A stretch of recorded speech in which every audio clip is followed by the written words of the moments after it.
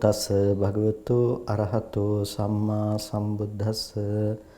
නමෝ තස් භගවතු අරහතෝ සම්මා සම්බුද්දස්ස. නමෝ තස් භගවතු අරහතෝ සම්මා සම්බුද්දස්ස. ශ්‍රද්ධා සම්පන්න කාරුණික පින්නතුනි, හැම කෙනෙක්ම උතුම් සද්ධර්ම ශ්‍රවණය සඳහා සූදානම් වන මොහොත මේ වෙසක් පුර පසළොස්වක පොහෝ දිනේදී බොහෝ කෙනෙක් උතුම් සීල සමාදානයේහි නියුක්තව වාසය කරන්නේ. වෙසක් පොහෝ දිනය අපි කාටත් ඊටමත් වැදගත් උත්තරීතරම පොහෝ දිනය. බෞද්ධයින් හැටියට අපි කාටත් මේ උතුම් ධර්මලාභය ලැබුණු, බුද්ධ ශාසනය ලැබුණු, බුදුරජාණන් වහන්සේ නමකගේ ලෝකයේහි පහළ වීම සිද්ධ වුණ මේ කල්පයේ මහා භද්‍ර කල්පයක් බවට පත් කරපු ඒ උත්තරීතර දිනයක් හැටියට අපි වෙසක් පොහෝ දිනය සිහිපත් කරනු ලබන්නේ.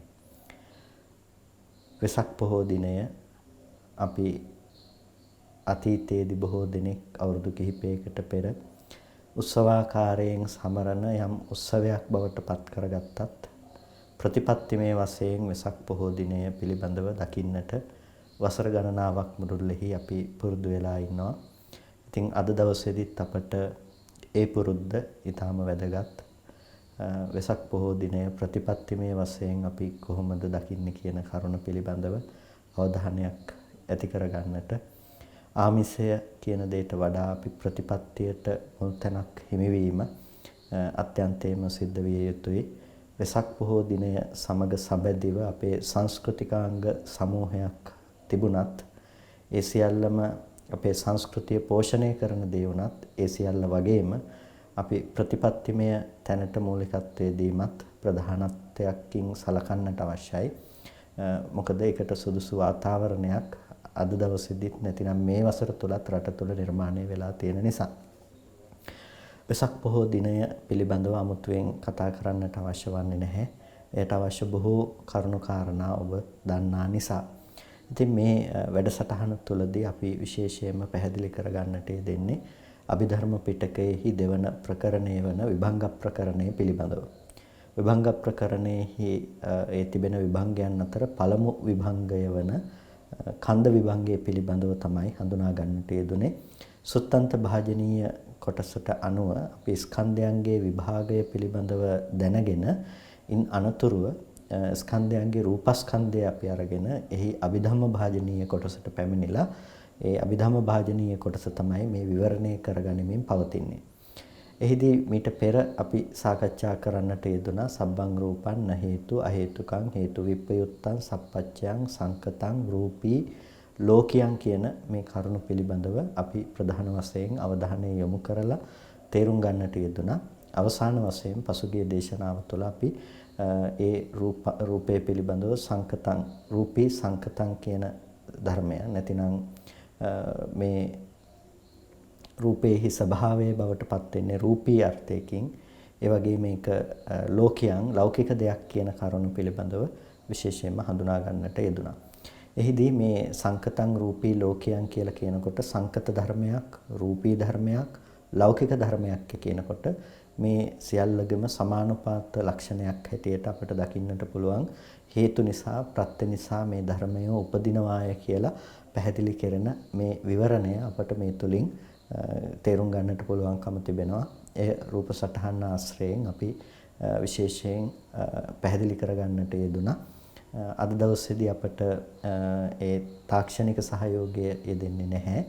අද දවසට අදාළ ඒ රූප සටහන් ටිකත් අපිට ඒ ලක්ෂිකා කුරුවිට ආරච්චි මහත්මිය සකස් කරලා එවලා තිබුණා. අපි ඇයට පුණ්‍ය අනුමෝදනා කරනවා. අපි ඊළඟ දේශනාව තුළින් අපි ඒ රූප සටහන් ආශ්‍රිතව පැහැදිලි කරන්නට ඒ කරුණු බලාපොරොත්තු වෙනවා. විශේෂයෙන්ම අද අපිට තාක්ෂණික පහසුකම් නැති නිසා මේක සාමාන්‍යයෙන් අපි කරන දේශනාවක් විදිහට විභංග ප්‍රකරණයට අදාළව ඒ දේශනාව පවත්වන්නට අදහස් කරන්නේ. එතකොට රූපේ පිළිබඳව අපි විවරණය කර ගැනීමේදී අපිට අද දවසේදී කතා කරන්නට පුළුවන්කම තිබෙනවා රූපය කියන එක සාසවං, රූපය කියන එක ශාස්ත්‍රව ධර්මයක් කියන තැනින්. එතකොට ශාස්ත්‍රව කියලා කියනකොට අපි දන්නවා ආශ්‍රව කියන පදයට එක්ක තමයි මේ සාස්ත්‍රව කියන යෙදුම අපිට හඳුනා ගන්නට පුළුවන්කම තියෙන්නේ. එතකොට සහ ආසවේන කියන එකත් එක්ක තමයි ආශ්‍රවයන් සමග කියන අර්ථයක්. නැතිනම් ආශ්‍රව සහිත වූ කියන අර්ථයත් සමග තමයි අපිට මේ සාසව කියන වචනය හඳුනා ගන්නට පුළුවන්කම තියෙන්නේ. ඒ වගේම ඒකට ආශ්‍රවයන්ට හිත වූ කියන අර්ථයත් ආචාර්ය මත වලින් නැතිනම් ඒ පිළිබඳ විවරණය කිරීමේදී ව්‍යාකරණ විවරණ සැපීමේදී සපයා තිබෙන බව අපට දකින්නට පුළුවන්කම තිබෙනවා. ආශ්‍රවයන්ට හිත වූ සහ ආශ්‍රවයන් සහිත වූ කියන මේ අර්ථයන් ඔස්සේ මේ පදය විවරණය කරන්නට පුළුවන්කම තිබෙනවා. එතකොට මේක විවරණය කරනකොට අට කතාව තුළදී පැහැදිලි කරනවා සාසවන්ති ආසවානං ආරම්මන භාවේන පච්චේ භූතං. එතකොට ශාස්ත්‍රව කියලා කියන්නේ මොකද්ද? ආසවානං ආරම්මන භාවේන. ආශ්‍රවයන්ට අරමුණු වෙන නිසා.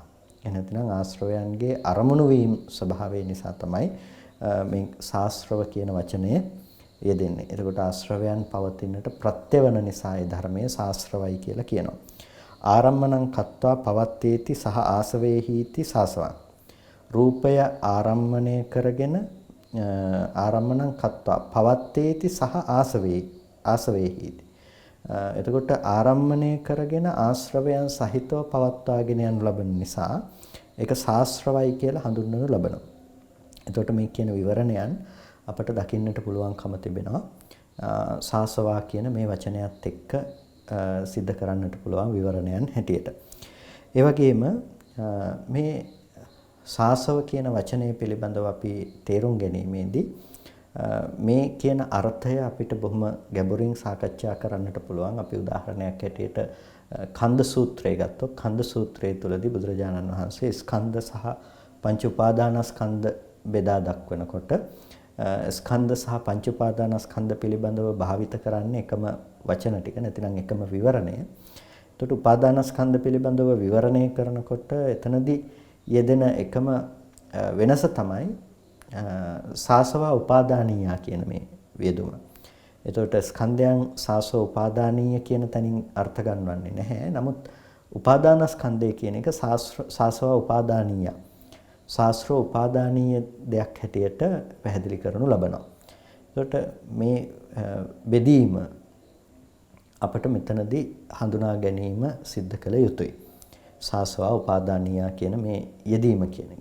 එතකොට මෙතනදී සාසවා කියලා කියන්නේ ආශ්‍රවයන්ට හිත කියන අර්ථය සහ ආශ්‍රවයන් සහිතයි කියන අර්ථයනොත් අරගෙන සාසවා කියන එක කතා කරන්නට පුළුවන්කම තියෙනවා. එතකොට මේ ආශ්‍රව කියලා කියන්නේ හැම මොහොතකදීම අපි බොහෝ කල සිට පවත්වනු ලබන පැවතෙන කෙලෙස් ධර්මයන් හැඳින්වීම සඳහා පාවිච්චි කරන වචනයක්. එතකොට රූපය කොහොමද ශාස්ත්‍රව ධර්මයක් බවට පත් වෙන්නේ? මේක තමයි වැදගත් දෙයක් වෙන්නේ. දැන් පංච උපාදානස්කන්ධය කියනකොට එතකොට රූපස්කන්ධයක් තිබෙනවා, රූප උපාදානස්කන්ධයක් තිබෙනවා. එතකොට රූපස්කන්ධය කියන එක සහ රූප උපාදානස්කන්ධයේ වෙනස පිළිබඳව කතා කළොත් රූප උපාදානස්කන්ධය කියන එක සාසව උපාදානීය වූ ස්කන්ධයක්. රූපස්කන්ධය කියන එක සාසව උපාදානීය කියන එකෙන් පාවිච්චි කරන්නේ නැහැ. රූපය කියන එක රූප උපාදානස්කන්ධය පිළිබඳව කියනකොට සාසව උපාදානීය කියන වචනයෙන් තමයි යෙදෙන්නේ. එතකොට මේ තමයි රූපස්කන්ධය සහ රූප උපාදානස්කන්ධයේ තිබෙන වෙනස. කෙටියෙන් අපි හකුලවල ගත්තොත් එහෙම. එතකොට මෙතනදී මේ උපාදානස්කන්ධයක් බවට පත් කිරීමෙහිදී නැතිනම් උපාදානස්කන්ධය හඳුනා ගැනීමෙහිදී ප්‍රධාන ලක්ෂණයක් තමයි එතන තියෙන සාසවා කියන මේ ගතිය. ආශ්‍රවයන්ට හිත කියන මේ ස්වභාවය. ඒකට හේතුව තමයි හැම වෙලාවකදීම රූපේහි පැවැත්ම රූපය නැවත ඇසුරු කරන්නට පුළුවන්කම ලැබෙන්නේ ආශ්‍රව ධර්මයන්ගෙන් නිසා. ආශ්‍රව සහිත මනසකින් නිසා. එතකොට කෙනෙකුට හිතෙන්න පුළුවන් එතකොට රූපය කියන දේ ආශ්‍රව නැතුව අරමුණු කරන්න බෑද කියලා. රූපය කියන දේ ආශ්‍රව නැතුව අරමුණු කරන්න බෑද කියලා. නෑ, රූපය කියන දේ ආශ්‍රව නැතුව අරමුණු කිරීමේ හැකියාවක් නැත්තේ නැහැ. ආශ්‍රව නැතුව උනත් රූපය කියන දේ අරමුණු කරන්න පුළුවන්කම තියෙනවා. හැබැයි රූපේහි පැවැත්ම ලැබෙන්නේ ආශ්‍රවයන් සහිතව අරමුණු කරනකොට. ඒක තේරුම් ගන්නට නම් අපි ඉස්සෙල්ලාම ආශ්‍රව ධර්මයන් මොනවද කියන එක පිළිබඳව බෙදාගෙන තියෙන්නට ඕනේ. ආශ්‍රව ධර්ම කියලා කියන්නේ මොනවද කියලා. ආශ්‍රව ධර්ම කියලා කියන්නේ මොනවද? ආශ්‍රව කියන වචනය තුළ අපි දකිනවා බොහෝ කල සිට පැවතියා වූ කෙලෙස් කියන අර්ථය කියලා අපි මුලින් කිව්වා. සාමාන්‍යයෙන් ආසව කියන වචනය අපි දකිනකොට අපිට ඔය ආයුර්වේද වෛද්‍ය විද්‍යාව තුළ අපිට ඒත් ආශ්‍රව දකින්නට පුළුවන්. ඒ පල් කොට ඒ සකස් කරගන්න බෙහෙත් ද්‍රව්‍ය දාලා ඒවා යම් කාල පරිච්ඡේදයක් තබලා ඒක ඒ සකස් කරගත්තට පස්සේ ඒවලට කියනවා ආශ්‍රව කියලා ඒවලටත් කියනවා. එතකොට මෙන්න මේ විදිහට ආශ්‍රව කියලා කියනවා අර පල් කොට නැතිනම් එකතු කරලා වෙනම රඳවලා හදාගන්න දේවල් කල් පවත්වාගෙන තබා ගන්නා දේවල් හඳුන්වනවා සාමාන්‍ය ව්‍යවහාරය තුලත් ආසව කියන වචනේ යෙදීමෙන්. මෙන්න මේ ආසව කියලා කියන මෙතනදී පාවිච්චි කරන්නේ මේ හිතේ ඇති කරගත්ත පුරුදු විදිහට බොහෝ කල සිට හිතේ ඇති කරගත්ත ගති ලක්ෂණ ටිකක් හැඳින්වීම සඳහා. මොනවාද මේ ආශ්‍රව ධර්ම? කාමාශ්‍රව, භවආශ්‍රව, ditthාශ්‍රව, අවිජ්ජාශ්‍රව. කාමාශ්‍රව, භවආශ්‍රව, ditthාශ්‍රව, අවිජ්ජාශ්‍රව කියන ආශ්‍රව ධර්ම තමයි අපි ඇති කරගනු ලබන ආශ්‍රව කියලා කියන්නේ. එතකොට කාමාශ්‍රව, භවආශ්‍රව, ditthාශ්‍රව, අවිජ්ජාශ්‍රව කියන ප්‍රධාන ආශ්‍රව හතරයි. එතකොට මෙන්න මේ ඇති කරගත්ත පුරුදු, මේ ඇති කරගත්ත වැරදි විදිහට පවත්වනු ලබන දේ ස්වභාවයන් අනුව තමයි මේ වර්ගීකරණය සිද්ධ කරලා තියෙන්නේ. කාමාශ්‍රවය. එතකොට කාමාශ්‍රවය කියලා කියන්නේ මොකද්ද? පංචකාම ගුණික රාගයෙන් යම් කිසි දෙයක් අපි පුරුදු කරලා තියෙනවා නම් ඇසුරු කරන්න කොටින්ම කියනවා නම් ඒකට කියනවා කාමාශ්‍රවය කියලා. දැන් මේ පිළිබඳව අපි තවදුරටත් බෙදා ගන්නට ගියොත් එහෙනම් මේ පිළිබඳව විග්‍රහ කරනවා. කාමාසෝති පංචකාම ගුණිකෝ රාගෝ. කාමාශ්‍රවය කියලා කියන්නේ මොකද්ද? පංචකාම ගුණික රාගය. එතකොට මේ පංචකාම ගුණික රාගය තමයි හැම වෙලාවකදීම කාමාශ්‍රවය කියලා කියන්නේ. තත්ත කාම ගුණේ අස්සාදතෝ මනසිකරෝතෝ අනුප්පන්නෝච කාමාසෝ උප්පජ්ජති. එතකොට එතනදී කාමාශ්‍රවය අනුප්පන්නා වූද කාමාශ්‍රවය උපදින්නේ මොකක් කළොත්ද? කාම ගුණේ අස්සාදතෝ මනසිකරෝතෝ. කාම ගුණයන් ආස්වාදනීය වශයෙන් මෙනෙහි කරනකොට. කාම ගුණ කියලා කියන්නේ මොනවද? කාම ගුණ කියලා කියන්නේ මේ කාමය පැවැත්වීම සඳහා වස්තු විශේෂ වෙන දේ. ඒ තමයි රූප, ශබ්ද, ගන්ධ, රස, ස්පර්ශ. නේතේ කාමා පංචකාම ගුණාති අරියස්ස විනේ උච්චති කියලා කියනවා. මේ දේවල් කාම නෙමෙයි, අපිචතේ කාම ගුණාති අරියස්ස විනේ උච්චති. ඒ වුණාට මේ දේවල් කාම ගුණ කියලා තමයි මේ ආර්ය විනයේදී ව්‍යවහාර කරන්නේ. රූපය අපි රූපකාම කියලා කිව්වට රූපය කියන්නේ කාමයේ නෙමෙයි. රූපය කියන්නේ කාම ගුණයක්. රූපේ ආරම්භය තමයි කෙනෙක් කාමයේ උපදවා ගන්නු ලබන්නේ. එතකොට රූපයේ ශබ්දය කියන්නේ කාම ගුණයක්. ඒ පිළිබඳව තමයි කාමයේ సంతානෙහි උපදවා ගන්නු ලබන්නේ. මේ විදිහට කාමය සහ කාම ගුණ කියලා කියන්නේ දෙකක්. කාම ගුණේ අස්සාදතෝ මනසිකරෝතෝ අනුප්පන්නෝච කාමාසෝ උප්පජ්ජති උප්පන්නෝච පවඩ්ඩති. එතකොට අර කාම ගුණය එයා මෙනෙහි කරනකොට ආස්වාද විදිහට නෝපන් ආශ්‍රවයත් උපදින උපන් ආශ්‍රවයත් වැඩි දියුණු වෙනවා. එතකොට මේ පිළිබඳව තිබෙන තවත් විග්‍රහයකට අනුව මේ පිළිබඳව දක්වනවා කාමාසෝති කාමේසු ආසවෝ. කාමාශ්‍රවය කියලා කියන්නේ මොකද්ද? කාමයන් පිළිබඳව තියෙන ආශ්‍රවය, කාමයන් පිළිබඳව තියෙන පුරුද්ද. කාම සංඛාතෝවා ආසවෝ කාමාසෝ. කාම සංඛ්‍යාත ආශ්‍රවය තමයි කාමාශ්‍රවය කියලා කියන්නේ. අත්තතෝපන කාමරාගෝ රූපාදී අභිරතිච කාමාසෝ. එතකොට මේක විභජනය කරොත් එහෙම කොහොමද? කාමරාගෝ රූපාදී අභිරතිච කාමාසෝ. එතකොට යම් කිසි විදිහකින් රූපාදී ධර්මයන් පිළිබඳව තියෙන අභිරතියක් තියෙනවා නම්, වඩා කැමැති වෙන බැඳෙන ස්වභාවයක් තියෙනවා නම්, අන්න එය තමයි හඳුන්වනු ලබන්නේ මොකද්ද? කාම ආශ්‍රවය කියලා ඒක තමයි හඳුන්වනු ලබන්නේ. එතකොට මෙන්න මේ ආකාරයට කාමය කියලා කියනකොට මේ කාමය කියන එක ආශ්‍රව ධර්මයක්. එතකොට ඒක කාම සංකාතව ආසවෝ. කාම සංඛ්‍යාත වූ පුරුද්ද තමයි කාමාශ්‍රවය කියලා කියන්නේ. ඒකට බොහොම පැහැදිලි දැන් කාමාශ්‍රවය කියලා කියන්නේ මොකක්ද කියන එක ආස්වාදනීය වශයෙන් රූපාදී ධර්මයන් පිළිබඳව බලලා ඒ පිළිබඳව දැකලා අපි ඇති කරගත්ත යම් හිතේ කැමැත්තක් තියෙනවා නම් එතකොට ඒ කැමැති සහගත ස්වභාවයෙන් මේ දේවල් බලලා ඇති කරගන්න ඒ පුරුද්දට කියනවා කොටින්ම කියනවා නම් කාමාශ්‍රවය කියලා. එතකොට දැන් මේක බොහෝ තැන්වල විග්‍රහ වෙලා තියෙනවා මේ කරුණ පිළිබඳව. එතකොට එතනදී දැන් මලක් දැකලා ඒ රූපේ දිහා බලනකොට අපිට ආස්වාද ජනක හැඟීමක් ඇති වෙනවා නම් ඒ ආස්වාද ජනක හැඟීම මල පැත්තේ අර පේන රූපායතනයේ පැත්තේ අපි නැවත බහලනවා නම් අන්න ඒකට තමයි කාමාශ්‍රවය කියලා කියන්නේ. කාමය කියන්නේ එකක්, කාම ගුණය කියන්නේ එකක්. කාම ගුණය පිළිබඳව යම්කිසි ආස්වාද ජනක සිතක් අපි පවත්වනු ලබන්නේ නම් අන්න ඒක තමයි කාමාශ්‍රවයයි කියලා කියන්නේ. එතකොට ඒ කාම ආශ්‍රවය කියලා කියන දේ හැම වෙලාවකදීම විශේෂත්වයක් තිබෙනවා. ඒකේ කාමාශ්‍රවය කියන එකේ විශේෂත්වයක් මොකද්ද? ඒක පුරුද්දක්, ඒක ගතියක්. ආශ්‍රව කියන එක ක්‍රියාකාරීත්වයක්. දැන් ඔබට යම්කිසි රූපයක් දිහා බලනකොට ස්ත්‍රී රූපයක් හෝ වේවා පුරුෂ රූපයක් හෝ වේවා යම්කිසි ඕනෑම රූපයක් දිහා බලනකොට ඔබට යම් කැමැත්තක් තියෙනවා නම් ඒක නිකන් ආස්වාද ජනක හැඟීමකින් වැටහෙනවා නම් ඒ ආස්වාද ජනක වැටහීම ඔබ දකින්නේ ඒක රූපේ පැත්තේ එබඳු දෙයක් විද්‍යමානයි කියන දෙයින්. ඒක රූපේ පැත්තේ තියෙන දෙයක්.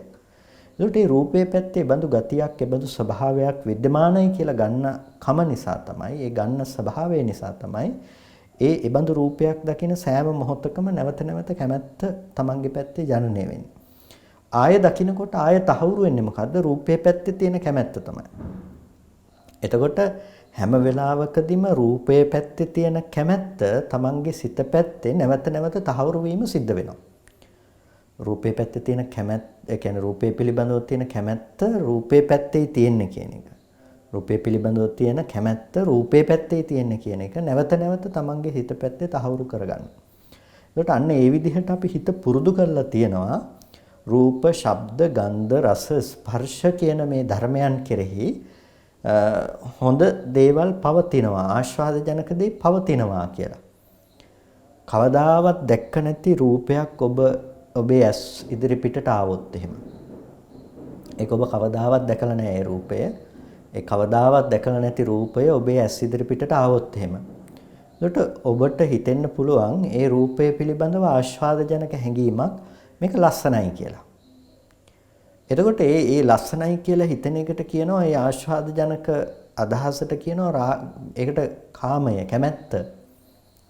ඒක ඒ පිළිබඳව ඇලීම, රංජනය කරන බව, ඒක රාගය. ඒකට කාමය, රාගය කියන මේ වචන වලින් ඒ කැමැත්ත ආස්වාදනය කරන කම හඳුන්වනු ලබනවා.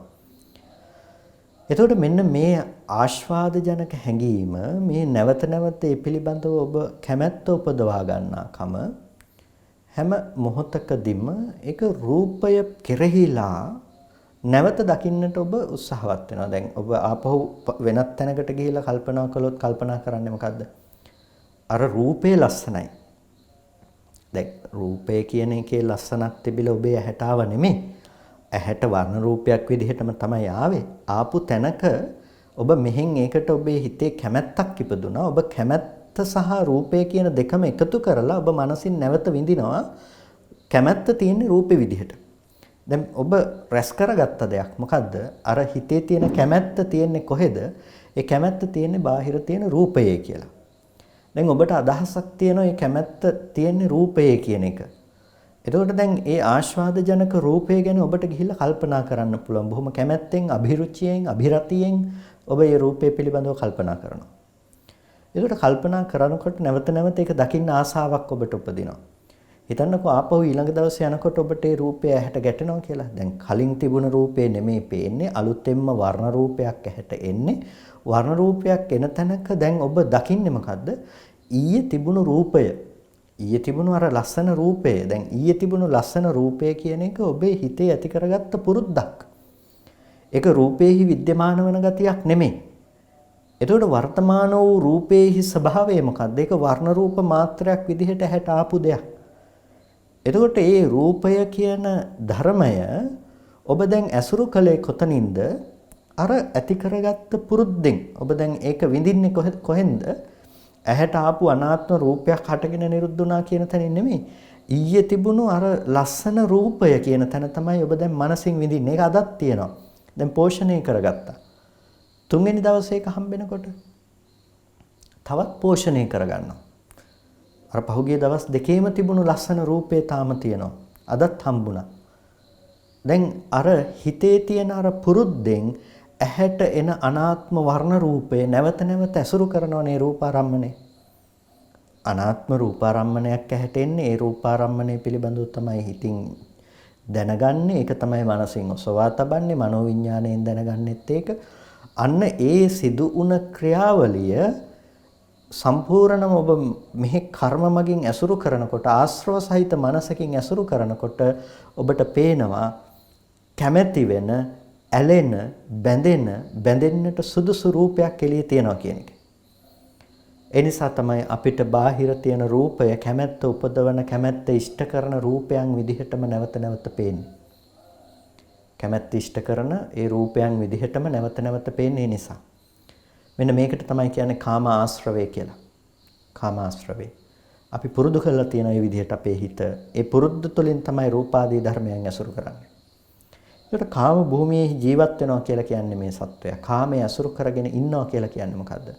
කාමයේ ඇසුරු කරගෙන කාම භූමියේහි කාම ලෝකයේහි වාසය කරනවා කියලා කියන්නෙම මේ රූපය කාමයෙන් ඇසුරු කරනවා කියන එක. කාම ආශ්‍රවයෙන් ඇසුරු කරනවා කියන එක.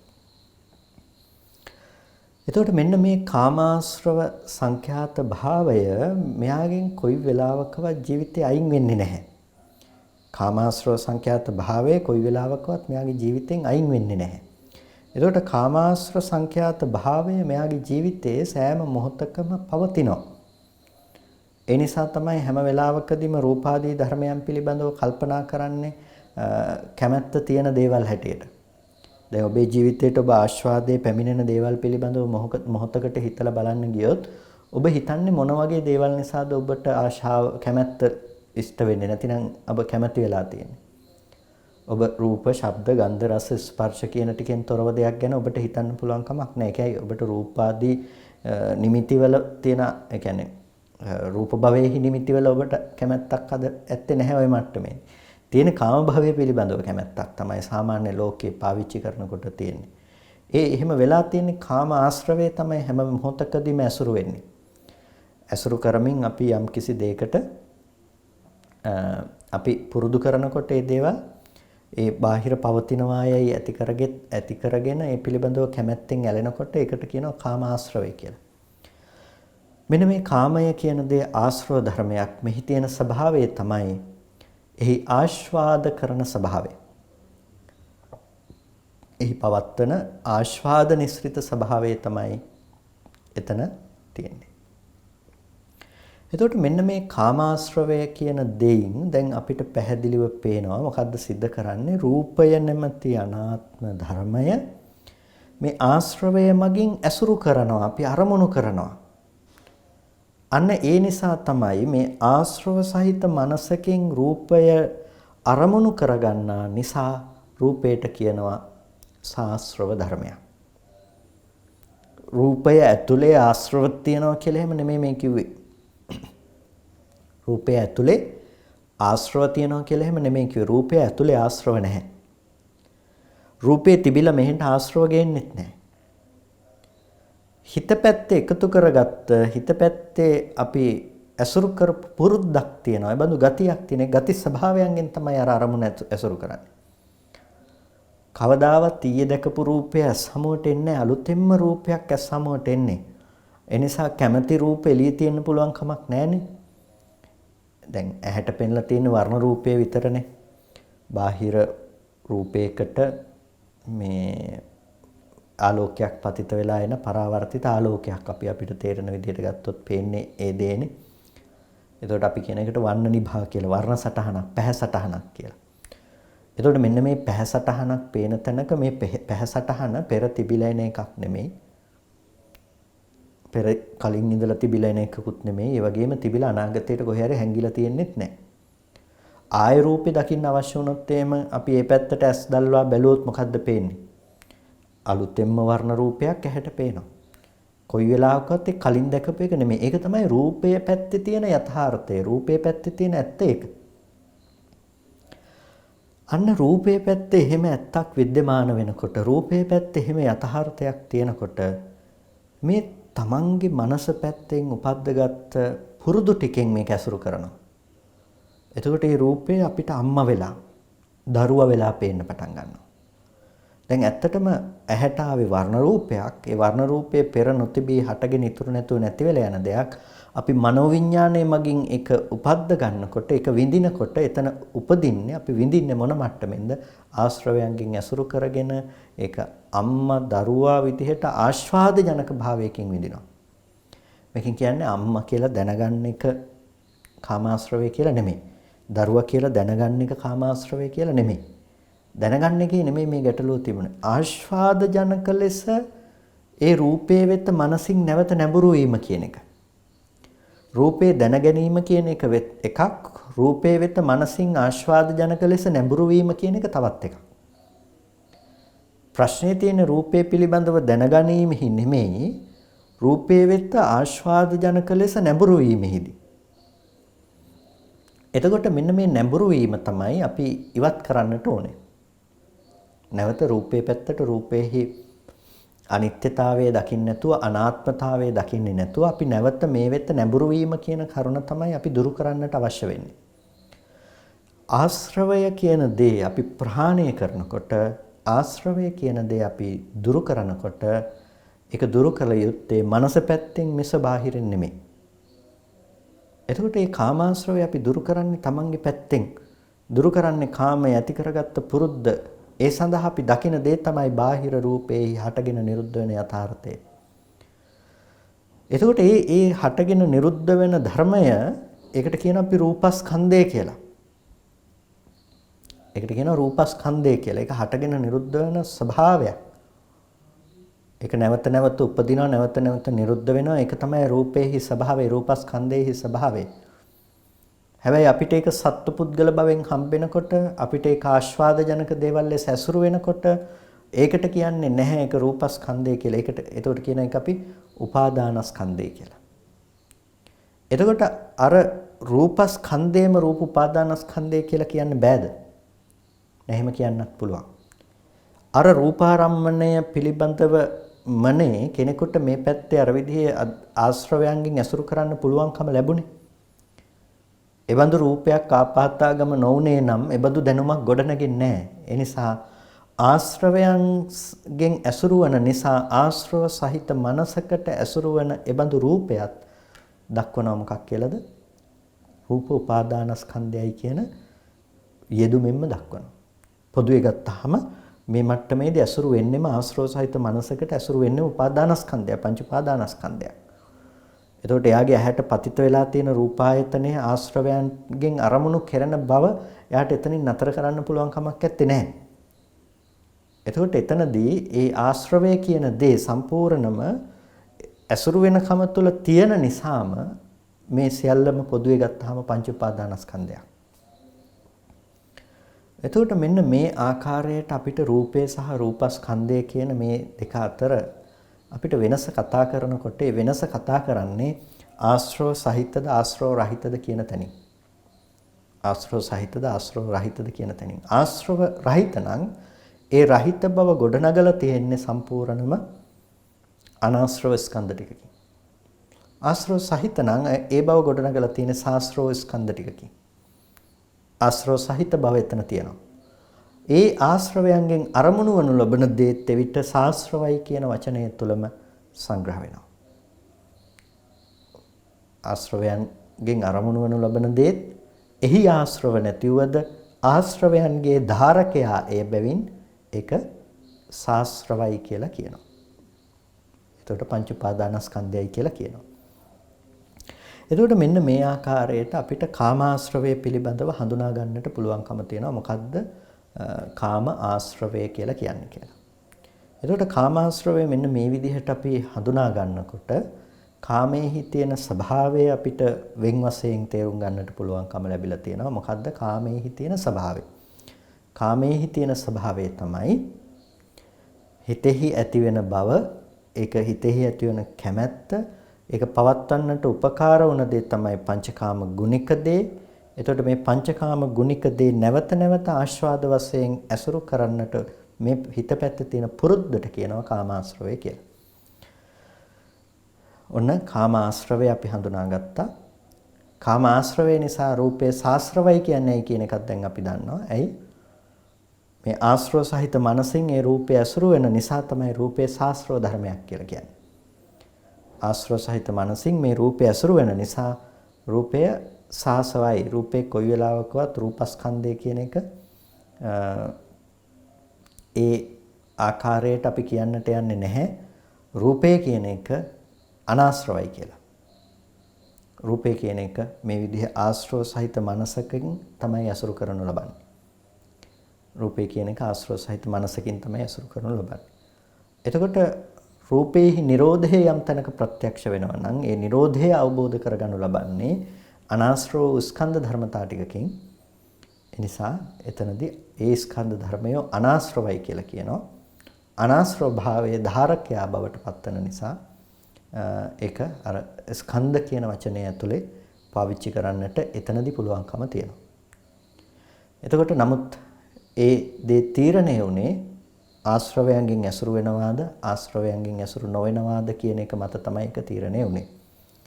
නැතිනම් සාමාන්‍ය භූමියට සාධාරණ දෙයක් බවට පත්වන නිසා රූපය එක වචනයෙන් අපිට කියන්නට පුළුවන්කම තියෙනවා රූපය ශාස්ත්‍ර ධර්මයක්. රූපය ශාස්ත්‍ර ධර්මයක්. එතකොට මෙන්න මේ කාම ආශ්‍රවය ඊට පස්සේ අපිට දෙවෙනි ආශ්‍රව ධර්මයෙන් හම්බ වෙනවා භව ආශ්‍රවය. භව ආශ්‍රවය. දැන් අපිට මේ භව කියන වචනය ගොඩක් තැන්වල අපිට දකින්නට පුළුවන්කම තියෙනවා. කාම තණ්හා, භව තණ්හා, විභව තණ්හා. භව. ඊට පස්සේ භව දිට්ඨිච විභව දිට්ඨිච. භව දිට්ඨියක් තියෙනවා, විභව දිට්ඨියක් තියෙනවා. එතනත් භව තියෙනවා. එතකොට මේ මෙතනදිත් අපිට භව ආශ්‍රවය හැටියට ගන්න පුළුවන්කම තියෙනවා. භවය කියන එක අපිට මේ යෙදුම් විදිහට ගත්තාම මෙන්න මේ විදිහට අපිට බොහෝ තැන්වල යෙදෙන ආකාරය දකින්නට පුළුවන්කම තියෙනවා. මොකක්ද ඇත්තටම භවය කියලා කියන්නේ? භවය කියලා කියනකොට මේ පිළිබඳව ඒ ස්ථානයන්ට අනුරූපීව අර්ථකථනය කරන ආකාරයන් වෙනස් වෙනවා. එකම විදිහට අපිට භවය කියලා කියන්නේ එකම දෙයයි කියලා කියන්නට පුළුවන් කමක් නැත්තේ නැහැ. දැන් භවය කියලා කියනවා අපි මේ ඇති කරගන්න පුරුද්දට. දැන් අපි භවයෙන් ප්‍රතිච්ඡන්නයි කියලා වචනයක් කියනවානේ. භවයෙන් ප්‍රතිච්ඡන්නයි. භවයෙන් වැහිලා ගිහිල්ලා තියෙන්නේ කියලා. එතකොට භවයෙන් වැසී යනවා කියලා කියනකොට එතකොට ඒ කියන්නේ මේ ඇති කරගත්ත පුරුදු. ඒ කියන්නේ අපි මේ වර්තමානය තුළ ඇති කරගත්ත දේ. අපි කියනවා භවය කියලා. ඒ කියන්නේ මේ භවයේ තුලදීම නිවන් දකින්නවා කියලා අපි පාවිච්චි කරනවා. එතකොට ඒ කියන්නේ මේ ආත්ම භාවයේදී කියන එක. එතකොට එතනදී මේ විද්‍යමාන වන ධර්මය තමයි මේ වෙලාවේදී භව කියන එකෙන් හඳුන්වනු ලබන්නේ. මෙන්න මේ විදිහට මේ භව කියන වචනයත් එක්ක අපේ භාෂාව තුළ යෙදී තිබෙන අර්ථ බොහොම පැතිරුණු අර්ථ. එතකොට ඇත්තටම මෙතනදී මේ භව කියන වචනය අපි තේරුම් ගත යුත්තේ කෙසේද? භව කියන වචනේ තේරුම් ගන්නකොට අපිට ඒක තේරුම් ගන්නට පුළුවන්කම තියෙනවා අර්ථ කිහිපයකට. ඒකෙදි මේ ආශ්‍රව ගැන හඳුන්වා දීමේදී කාමාශ්‍රව, භවආශ්‍රව කියලා කියනකොට මේ භවය කියන තැන අපි ඇති කරගන්න එක පුරුද්දක් තියෙනවා. ඒ පුරුද්ද සස්සත දිට්ටි ගතිකත්වයෙන් ඇති කරගනු ලබන පුරුද්දක්. එතකොට ඒ පිළිබඳව විග්‍රහ කරනවා භවාසවෝති රූපාරූප භවේ චන්දරාගෝ. භවආශ්‍රවය කියලා කියන්නේ රූපාරූප භවයේහි තිබෙන චන්දරාගය, රූපාරූප භවයන් පිළිබඳව තියෙන කැමැත්ත. දැන් රූපය පිළිබඳව කාම වශයෙන් අසුරු කරන එක. එතකොට එතන නිකම්ම කාම භවයේහි ඒක යෙදිලා තියෙනවා. ඒ නිසා තමයි මේකට මේ භවආශ්‍රවයට කාම භවය කියන එක යෙදෙන්නේ නැත්තේ. නැතිනම් මේ භවආශ්‍රවයේහි කාම නියෝජනයේ නැතුව නෙමෙයි. මෙතනදී මේ කාම ආශ්‍රවය මගින් ඒක විස්තර කරන ලද නිසා මෙතනට ඇතුළත් කිරීමේ අවශ්‍යතාවයක් නැහැ. එතකොට දැන් කාමයේ නොයෙදෙන තැන් දෙකක් තියෙනවා. කොතනද? රූප භවයේ සහ අරූප භවයේ. අන්න එතන යෙදෙන ආශ්‍රවය තමයි භව ආශ්‍රවය කියන එක. ඒකයි භවසෝති රූපාරූප භවේ චන්දරාගෝ ඥාන නිකාන්තිච්ච සස්සතුච්ඡේද දිට්ඨි සහගතයි. ධාන නිකාන්තිය ධානයේහි බැසගෙන පැවැත්වීම කියන තැනදී ධානය එයාට ලැබීම ඒ වගේම සස්සත උච්ඡේද දිට්ඨි සහගත සාස්වත උච්ඡේද දෘෂ්ටි සහගත බව සාස්වත උච්ඡේද දෘෂ්ටි සහගත ස්වභාවය. එතකොට මේ සාස්වත උච්ඡේද දෘෂ්ටි සහගත ස්වභාවයත් දක්වනවා භවආශ්‍රවෙහිලා සංග්‍රහ කළා. මේ පිළිබඳව විග්‍රහ කරනකොට ටීකාවේදී පැහැදිලි කරනවා දැන් මලක් අරගෙන මල දිහා බලලා මේක ලස්සනයි කියලා ආස්වාදනය කරනකොට එතන තියෙන්නේ මේ කාමාශ්‍රවේ. එතකොට ඒ මල දිහාම කෙනෙක් බලලා ඒ පිළිබඳව ඒක පවත්ින දෙයක් ලෙස ගැනීම ග්‍රහණය කරගන්නකම ශාස්ත්‍රත ගතිකත්වයෙන් ඒක ගන්නාකම ඒකට කියනවා භවය කියලා. භවආශ්‍රවේ. ඒකන විවරණය කරනවා භවතිති භවෝ. භවති කියනවා වීමට විද්‍යමානත්වයේහි ඒකට තමයි භවය කියලා කියන්නේ. විද්‍යමානත්වයේහි ඒක භවය කියලා කියනවා. භවතිති භවෝ. එතකොට මෙන්න මේ භව කියන ආශ්‍රවය පුරුද්දක් විදිහට අපි ගත්තාම භවආශ්‍රව කියලා.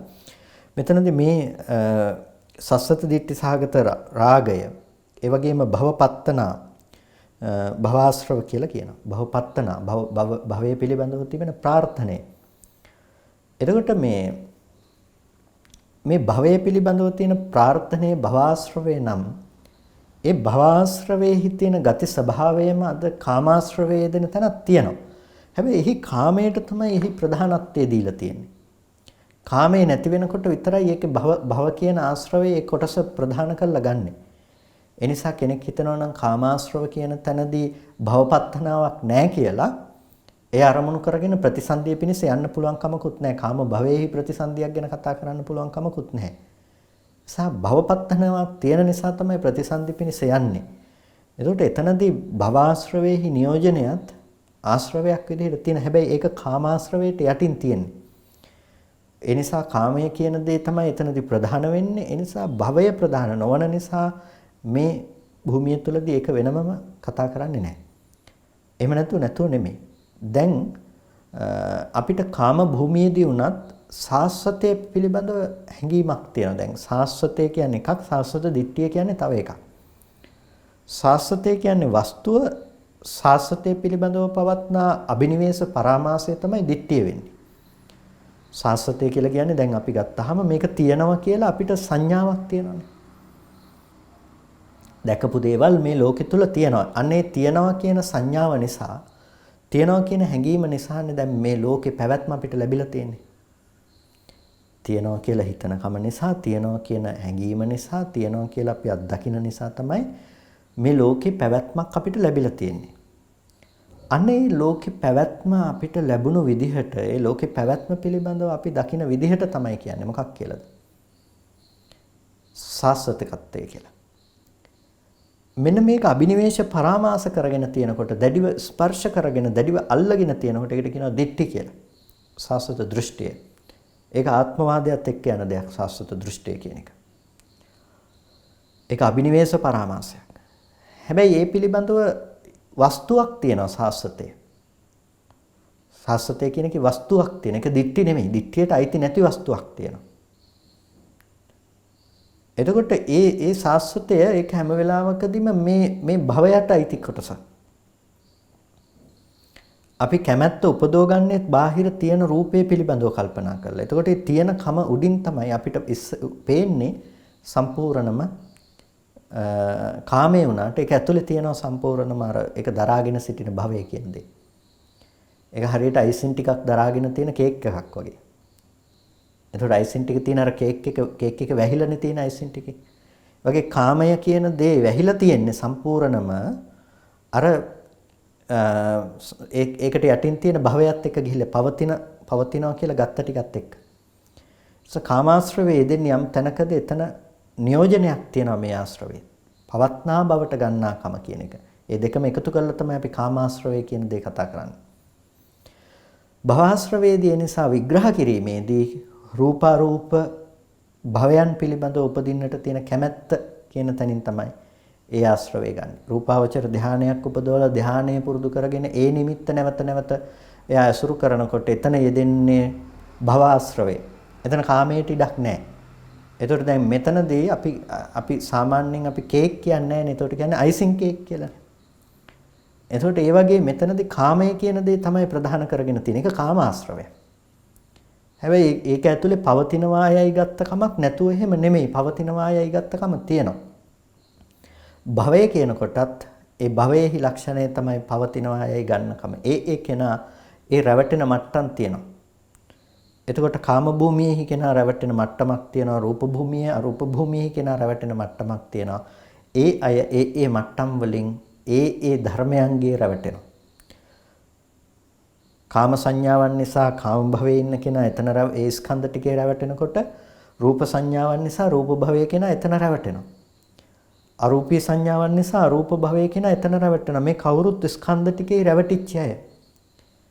එතකොට ස්කන්ධ ටිකේ රැවටෙනකොට කාම භූමියේහි කෙනා කාමය කියන දේෙන් සහ අර පවතිනවායයි කියන ගත්තකම මත තවරගත්ත කාමයට එක්ක එතන රැවටිලා තියෙනවා.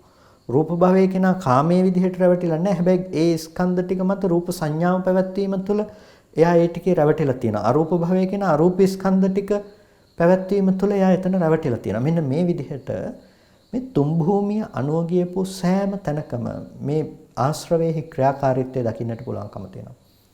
ඒකට කියනවා භව ආශ්‍රවය කියලා. භව ආශ්‍රවය. එතකොට මේ භව ආශ්‍රවේනොත් රූපේ කියන එක ඇසුරු කරන්න පුළුවන්කම තියෙනවා. භව ආශ්‍රවේනොත් රූපේ කියන එක ඇසුරු කරන්නට පුළුවන්කම තියෙනවා.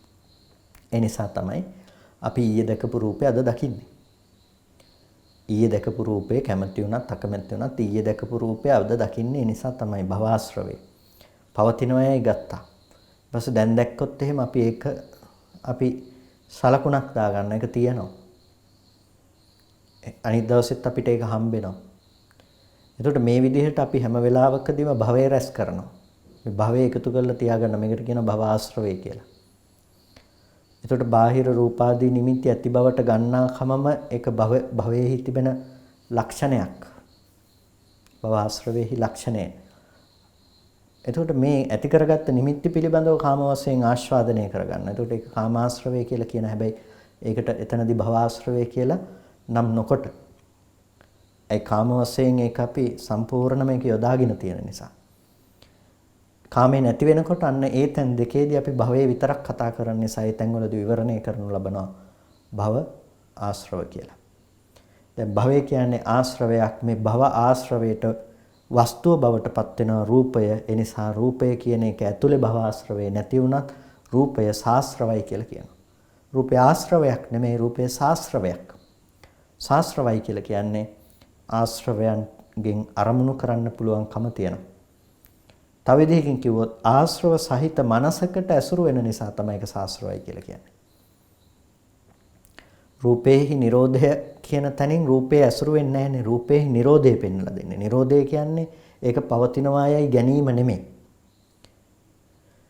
හැබැයි රූපේ පවතිනවායයි ඒකේ රූපේහි ඇලෙනකම ඒකට කියන්නේ මොකක්ද? ඒකට කියන්නේ ආශ්‍රව සහිත භාවය කියලා. ඒක තමයි සාස්ත්‍රව ධර්මයක් කියන්නේ. මෙන්න මේ විදිහට රූපේ පැත්තේ අපිට තියෙනවා සාස්ත්‍රව ගතියක්. සාස්ත්‍රව ගතියක්. ඒ නිසා රූපය එක වචනයකින් හඳුන්වනවා සාසව. ඒ වගේම අපිට තව දෙකක් තියෙනවා භවආසව සහ දිඨාසව. දිඨාසව සහ විජ්ජාසව. දිඨාසව කියලා කියනකොට ඒක දිට්ඨිය. දිට්ඨිය කියනකොට අපි කිව්වා අබිනිවේෂ පරාමාසෝ දිට්ඨි කියලා. අබිනිවේෂ පරාමාසය තමයි දිට්ඨි කියලා කියන්නේ. එතකොට එතනදී සාස්වත උච්ඡේද ඒ වගේම දෙසටක් දෘෂ්ටි වශයෙන් ග්‍රහණය කරගන්නකම තව විදිහින් ගත්තොත් අපි සක්කාය දිට්ඨිය ආදී දෘෂ්ටි මේ විදිහට දිට්ඨිය කියන එකත් ආශ්‍රව ධර්මයක්. දිට්ඨියක් පුරුදු කරාට පස්සේ අපිට ඒ විදිහට තමයි දැනෙන්නේ. ඒ නිසා තමයි අපි මේකේ ආත්මයක් තියෙනවා කියලා ඇති කරගත්ත පුරුද්දට මේක දකිනකොටම අපිට මේ මම කියලා පුද්ගලයෙක්ගේ සත්වයේගේ ජීවත් වීමක් පේන්නේ. මේ සත්‍ය අතීතේ ඉඳලා ආව මෙයා තව තැනකට යනවා කියන තැනකින් කතා කරන්නේ. මැරලා ගිහිල්ලත් ඔය ඉන්නවා කියලා පුරුද්දෙන් අපි දකින්නේ. ඒ නිසා තමයි රූපය අසුරු කරගත්ත ආත්මයක් තියෙනවා. ඒ නිසා රූපය දකිනකොට අපි ඒකේ ආත්මය කියන එක ගැන කතා කරනවා. ඒක පුරුද්දක් විදිහට අපි ඇති කරගෙන තියෙනවා. ඇහැට කවදාවත් ආත්මයක් දැනෙනවද කියලා හිතන්නකෝ. කනට දැනෙනවද ආත්මයක්? නාසයට, දිවට, කයට ආත්මයක් දැනෙනවද? මේ කිසිම තැනකට ආත්මයක් දැනෙන්නේ නැහනේ. එතකොට ආත්මයක් කියන දේ ඇති වෙන්නේ කොහෙන්ද? ඒක දෘෂ්ටියක් විදිහට හිතේ ඇති වෙන්නේ. ඉතින් පංචායතනයකින් බාහිර තියෙන ආත්මයක් දැනුනේ නැත්නම් කොහෙන්ද ඒක ගත්තේ? ඒක තමන්ම හිතෙන් ඇති කරගත්ත දෘෂ්ටියක්. එතකොට අන්න ඒ විදිහට ඇති කරගත්ත දෘෂ්ටි සහගත ස්වභාවයට කියනවා පුරුද්දට කියනවා දිට්ඨාශ්‍රවේ. දිට්ඨාශ්‍රවයට නතු වෙනවා රූපය. රූපය අපි කියන ඊට පස්සේ රූපය සාස්ත්‍රව ධර්මයක්. ඇයි? දිට්ඨිය නැමැති ආශ්‍රවයෙන් මේක අසුරු කරන්න පුළුවන්කම තියෙනවා. ඒ වගේම අවිද්‍යාව ආශ්‍රව ධර්මයක්. අවිද්‍යාව කියලා කියන්නේ චතුරාර්ය සත්‍ය ධර්මයේ නොදන්නාකම කියන එක. දුක්ඛ සත්‍ය දන්නේ නැහැ. රූපේහි සංකත ස්වභාවය ගැන දන්නේ නැහැ. ඒ නිසා තමයි රූපය ඇති බවට මේ කල්පනා කරලා ගන්නකම තියෙන. අනිත් ආශ්‍රව තුනටම පදනම සකස් කරලා දෙන්නේ මොකද්ද? පදනම සකස් කරලා දෙන්නේ අවිද්‍යාව නැමැති ආශ්‍රවය. ඒ නිසා මේ සියලුම තැන්වලට මූලික වෙලා තියෙන ප්‍රධානම ආශ්‍රව ධර්මයක් තමයි අවිද්‍යාව කියන මේ මූල ආශ්‍රව ධර්මය. හැම මොහොතකදීම අවිද්‍යාව කියන දේ මූලිකත්වයේහි ඉඳගෙන අවිද්‍යාව කියන දේ ප්‍රධානත්වයේහි ඉඳගෙන නැවත නැවත රූපය අසුරු කරන්නට පොළඹවනු ලබනවා.